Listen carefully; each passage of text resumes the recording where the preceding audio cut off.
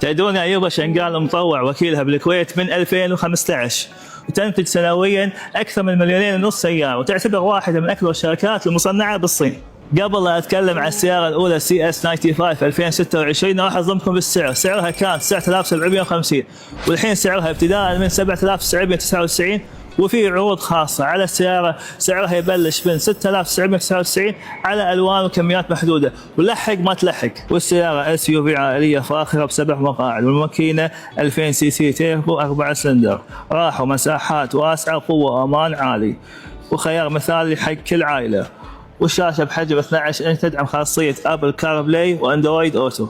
والكفاءة مصنعية للسيارات 6 سنوات أو 250 ألف كيلو.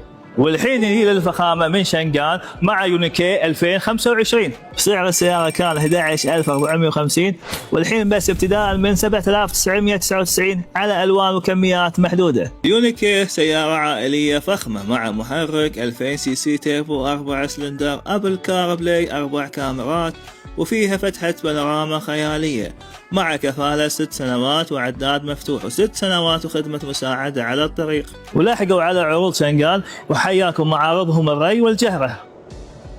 شرايك شباب السيارة؟ السيارة ولا غلطة، أبيك توديني فيها كل يوم المدرسة.